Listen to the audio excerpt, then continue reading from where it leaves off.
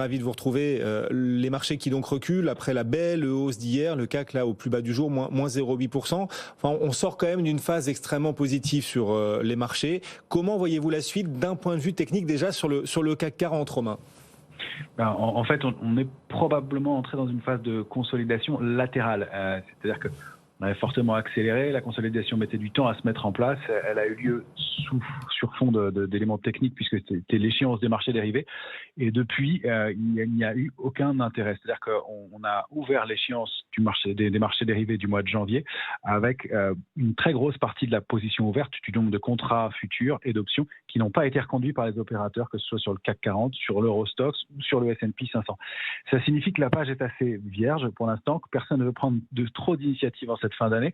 Et donc, c'est ce qu'on pressentait un peu hier quand on a vu ce rebond se mettre en place à Paris, rebond de 2% certes, mais dans 3 milliards de volume, ce qui est quand même assez modeste compte tenu du mouvement, et surtout avec aucun intérêt ouvert. C'est-à-dire que depuis 3 jours, quand on est sur cette nouvelle échéance des marchés dérivés, la position ouverte, le nombre de contrats futurs n'évolue pas, voire a même tendance à diminuer, et il est même à un point bas majeur. Et c'est le cas pour le S&P et pour l'Eurostoxx de la même façon. Donc, personne ne prend d'initiative sérieuse dans ce marché-là. C'est beaucoup la spéculation qui drive. Reste qu'on a des portefeuilles qui sont couverts, des opérateurs qui sont quand même assez prudents, qui ont du cash et qui sont prêts manifestement à se positionner en retrait. Il y a ce consensus acheteur sur repli qui nous met, à mon avis, à l'abri d'un retracement un peu marqué, même si la volatilité a un petit peu baissé ces derniers jours. On est à moins de 17. On n'avait pas vu ça depuis longtemps, mais moins de 17, ce n'est pas un niveau de complaisance majeur. Alors, sur le CAC 40, on évolue dans un trading range, selon moi, qui est situé entre 6450 et 6610 points, 6608 sur le futur. La médiane, c'est 6550. On vient de passer en dessous. Le biais va être un peu plus haussier ou baissier selon qu'on s'installe d'un côté ou de l'autre. Ça, c'est vraiment pour du court terme. Je pense qu'on a besoin de digérer cette grande phase de hausse. On n'a plus beaucoup de drivers dans les jours ou dans les semaines qui viennent. On aura quand même demain l'indice des prix PCE. Ça peut faire bouger des choses puisqu'on sait que c'est très suivi par la Fed. En revanche, les prochains gros éléments pour faire bouger le marché, et ce qu'on vont attendre les opérateurs pour prendre des décisions, ça va être les résultats trimestriels, donc annuels, des entreprises. Et ça commencera aux États-Unis le 13 janvier prochain, vendredi 13, avec les bancaires aux États-Unis. Et je pense que ça va être ça, le moteur, qui va faire bouger les choses ou non. Donc en attendant, on peut continuer à digérer, à évoluer dans des grands trading ranges. Donc à Paris, donc si on sort du trading range 6450, 6608, peut réaccélérer alors en haut pour aller chercher les points hauts, pourquoi pas annuels, à la baisse, on devra préserver la zone 6323, 6388. Ce serait pas bon de repasser en dessous parce que ça voudrait dire qu'on réintègre le canal baissier au sein duquel le CAC 40 avait évolué toute l'année et qu'il a débordé puissamment en novembre, le 10 novembre dernier. Donc, on doit préserver ce niveau-là, c'est notre niveau d'alerte, donc il est relativement proche et on voit que les réactions étaient assez rapide dessus, même si elles n'ont pas été très puissantes, très étayées. Donc pour l'instant, et globalement, si on veut détailler sur d'autres indices, un scénario de latéralisation en travaillant ces bornes extrêmes. Oui, alors vous nous disiez, les publications d'entreprise, ironie de l'histoire, démarreront le vendredi 13 janvier, avec le secteur bancaire. On va suivre ça très près, secteur bancaire américain, bien sûr. Vous parliez là, Romain, du CAC 40 et de son potentiel technique. Est-ce que vous voyez les indices en Europe, certains indices présenter plus de potentiel, et puis on évoquera Wall Street, bien sûr, juste après. Alors, on suit évidemment l'indice Eurostoxx qui est l'indice phare. Il a un peu le même genre de configuration à court terme, donc de latéralisation. Pour l'instant, il faut le rappeler, effectivement, en Europe, que les marchés sont un peu plus forts que sur les marchés américains. Si on regarde l'Eurostoxx, on ne devra pas enfoncer 3730, on vaut 3850 à l'instant, et il faudrait déborder au moins 3873, on a buté dessus hier, et puis surtout 3934 pour réactiver une tendance haussière. Donc on a une plage de fluctuation qui est relativement large, au sein de laquelle on peut évoluer, et pour l'instant, c'est de la même façon une configuration de latéralisation qui se met en place. On n'a pas de signaux plus forts sur les autres indices à court terme.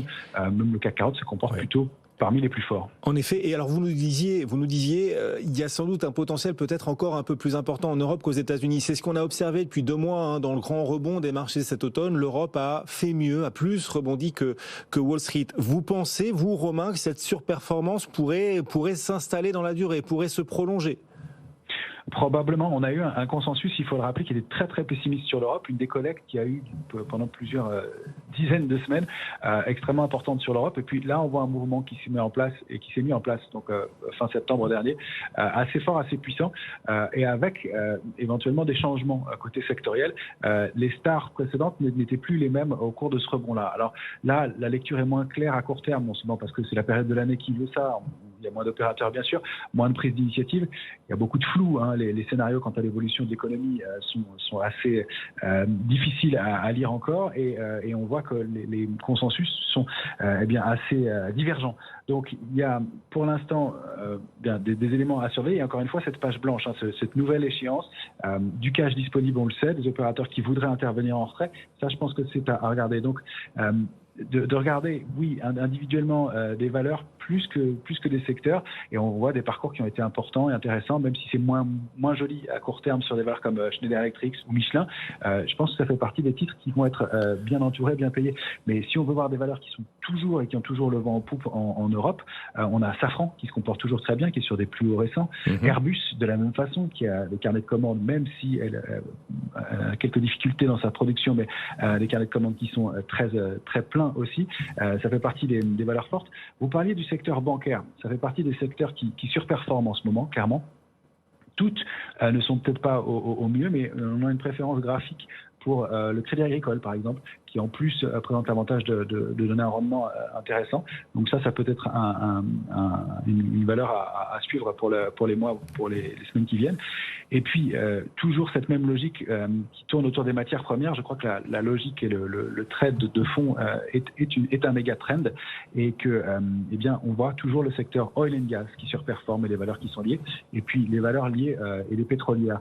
Et là, parmi les pétrolières, si on veut faire du stock picking, on a toujours Total Energy qui est toujours forte en ce moment, on le voit encore une fois aujourd'hui, et qui bénéficie effectivement du rebond du Brent. On pourra en parler aussi, parce que il y a peut-être quelque chose à faire aussi dans un arbitrage de portefeuille, d'avoir un peu de pétrole.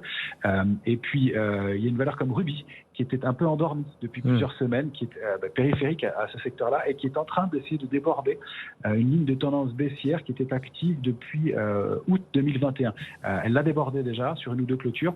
Les volumes sont un peu timides pour l'instant, mais il y a un mouvement qui se met en place, et c'est une valeur qui était une valeur star des années précédentes, et qui peut être une recovery intéressante. Si on en cherche d'autres, il y a le comportement de Vallourec qui est intéressant depuis plusieurs jours. Elle ne corrige jamais depuis 5 ou 6 séances.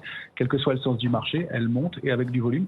Elle a un potentiel aussi qui est intéressant, notamment si elle réussissait à déborder le niveau de 14 pour sortir d'une consolidation de long terme maintenant, qui date de mars 2020, et elle a un potentiel aussi très important. Donc ça fait partie des titres qu'on suit et du secteur qu'on accompagne. Oui, alors vous avez cité pas mal de valeurs liées au pétrole qui en effet progressent bien et sur lesquelles vous voyez des signaux techniques encore encourageants pour la suite. Vallourec à l'instant, vous évoquiez aussi Total Energy qui aujourd'hui signe à nouveau parmi les plus fortes hausses grâce, et vous en avez parlé d'un mot, grâce à la remontée des cours du pétrole qui se confirme, cette remontée. Le baril de Brent à plus de $83 aujourd'hui. C'est d'autant plus frappant, Romain, que on est sur une séance plutôt de remontée du dollar. Donc voir les cours du pétrole progresser en dollars, c'est encore plus fort.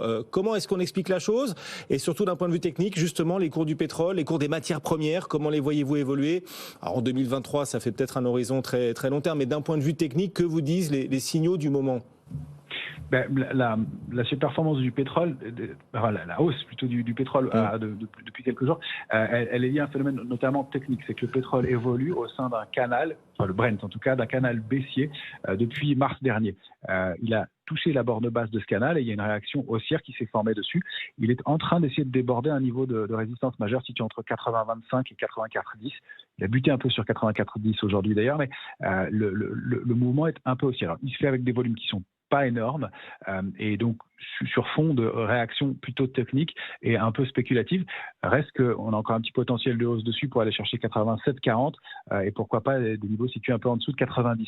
Donc pas un retournement majeur sur le Brent, et c'est peut-être tant mieux, mais des niveaux de pétrole qui sont intéressants pour les valeurs liées et qui bénéficient des cours à ces niveaux-là, et donc un mouvement de fond. Et alors sur les matières première en général, effectivement un méga trend qui s'est mis en place depuis maintenant 2 ans, avec des progressions qui ont été fortes, et là on peut le travailler, et c'est ce qu'on fait nous, sous forme d'un panier qui est l'indice CRB, qui est composé de 19 matières premières.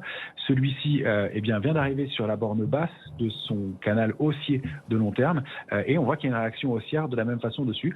Ça permet de pondérer, d'être moins exposé sur des matières premières qui sont souvent un peu volatiles, un peu nerveuses. Je pense à l'argent, qui est à mon avis un méga trend pour les mois, voire les années qui viennent, qui cote en ce moment aux alentours de 23,50, qui bute sur une résistance à 24,40, mais qui a un potentiel haussier assez fort au-delà de 25,32, puis pourquoi pas aux alentours de 29 dans les semaines qui viennent. Mais l'argent est très compliqué à travailler et un peu brutal dans un portefeuille parce que très volatile. Ça permet de lisser ça et d'avoir de bénéficier de cette inertie et de ce mouvement de fond qui s'est mis en place depuis maintenant plusieurs semaines sur les matières premières. Voilà, votre regard sur les matières premières, leur remontée qui se poursuit, la remontée des cours du pétrole, aussi consécutive à des indicateurs américains toujours aussi costauds. La croissance américaine au troisième trimestre révisée nettement à la hausse à 3,2%, 3,2 contre 2,9% en précédente estimation. Et puis on a aussi des inscriptions hebdomadaires au chômage qui restent extrêmement faibles, trop faibles sans doute au goût de la Fed. Les taux se tendent donc à nouveau, 10 ans américains à 3,7%. Et les indices, Romain, en souffrent à Wall Street. On rappelle, il est 15h47 et donc là-bas 9h47. Le S&P perd 1,2%. À Paris, le CAC, Romain, est au plus bas du jour, moins 0,9%, 6520 points. Un petit mot peut-être des petites et moyennes valeurs qui ont largement sous-performé les grands indices et notamment le CAC 40 cette année. Est-ce que techniquement vous leur trouvez un potentiel peut-être plus important? Est-ce qu'une possibilité de rattrapage du retard tente à se dessiner pour la suite, Romain? Romain Daubry. Les signaux sont assez timides. Allez-y, Romain. Mais Romain? Oui, vous m'entendez? On vous entend, on vous écoute vraiment religieusement. Allez-y. Pardon. Je disais oui, c'était effectivement peut-être place. On le voit sur des paniers. C'est intéressant de regarder sous forme de paniers pour avoir une idée globale de ce qui se passe sur les petites et moyennes capitalisations. Et si on regarde des paniers de petites et moyennes capitalisations, effectivement, c'est en train de légèrement surperformer depuis quelques jours. Et on pense qu'effectivement 2023 peut être propice à ça et à ces valeurs-là. Alors attention, là on parle de capitalisations qui sont plus petites et moins de liquidité sur ces titres-là, mais il y a des titres comme Micropole qui sont intéressants, même si globalement, alors les secteurs technologiques n'ont pas le vent en poupe, et c'est peut-être un des changements qu'on va devoir observer dans les semaines qui viennent. En tout cas, il y a des valeurs qui peuvent tirer leur épingle du jeu. Donc Micropole, encore une fois, pas très liquide, petite capitalisation, mais qui peut être intéressante à surveiller, qui offre des perspectives intéressantes dans les services informatiques. Sinon, dans un tout autre secteur, il y a Bonduelle, qui a un parcours aussi intéressant depuis quelques semaines, qu'on accompagne de la même façon, ou encore autre secteur, Boiron, qui surperforme depuis quelques séances maintenant. Donc on a des petites valeurs comme ça sur lesquelles il y a manifestement de l'intérêt, même dans des séances où les marchés consolident et où le trend ne se dément pas, et ça c'est un signe de force. Et c'est un peu ce qu'on va essayer de lire dans les semaines qui viennent, c'est d'essayer de détecter ces mouvements-là. Si les tendances sectorielles vont être plus difficiles, à mon avis, à se dessiner, en tout cas, sur des dossiers individuellement, il va y avoir des surperformances et des choses à faire. Encore une fois, on sait qu'il y a du cash disponible et surtout ce consensus qui revient régulièrement de vouloir acheter sur repli. Une autre qui est un peu plus grosse quand même, mais dont vous parliez tout à l'heure, c'est Beneteau, qui a encore un petit potentiel d'une dizaine de pourcents pour aller chercher des niveaux de résistance majeurs et qui ne faiblit pas depuis plusieurs jours maintenant. Oui, et d'un point de vue fondamental aussi, la plupart des gérants qui succèdent sur ce plateau sont à l'achat sur des groupes comme Beneteau ou encore Katana dans les catamarans ou encore Fountaine Pajot, un titre d'ailleurs qui progresse bien, Fountaine Pajot. Le groupe a publié et la publication, les prévisions séduisent le marché puisque Fountaine Pajot aujourd'hui gagne quasiment 2%, Romain, à 109,40 €. Il nous reste à peine une petite minute à passer ensemble. On n'a pas encore évoqué le marché d'échange et pourtant on en a eu aussi de la volatilité ces dernières semaines sur les devises. L'euro actuellement pile, Romain, sur la barre d'1,06 $. Comment voyez-vous la suite? L'euro a touché il y a quelques jours de multiples cibles. Non seulement la cible du mouvement haussier dans lequel il s'était inscrit depuis septembre maintenant à 1,0697 environ. Et puis il a été buté aussi sur sa résistance majeure à 1,0720. Et ça correspondait aussi à la borne haute du canal, aussi au sein duquel il évolue depuis. Donc, beaucoup de niveaux qui, l'obligent, en tout cas temporairement, à faire une pause. C'est un peu comme pas mal d'actifs ces derniers temps, une petite pause, une latéralisation possible, donc entre 1,0482, 1,0720. C'est au débordement d'une de ces zones-là, d'un de ces supports ou de ces résistances, que le mouvement pourrait se poursuivre. Pour l'instant, c'est haussier, ça n'est pas invalidé. C'est sous 1,0482, un risque d'accélération un peu plus marqué, et là on pourrait revenir à 1,0364, voire 1,0219. En revanche, si on passe 1,0720 et surtout 1,0770, on réactive une tendance haussière de très long terme, et ça, ce serait beaucoup plus fort comme signal. Pour l'instant, c'est plutôt dans le sens d'une pause, d'une latéralisation sur la paire euro-dollar. Merci Romain. Pour tous ceux qui nous suivent, qui nous regardent en direct à la télé ou qui nous suivent à la radio, vous pouvez retrouver le replay des arguments, de l'argumentaire de Romain Daubry, bien sûr, sur notre site BFM Business ou encore notre site BFM Bourse. Romain Daubry, depuis la cellule Info d'Experts de Bourse Direct. On vous souhaite une bonne fin de séance, Romain.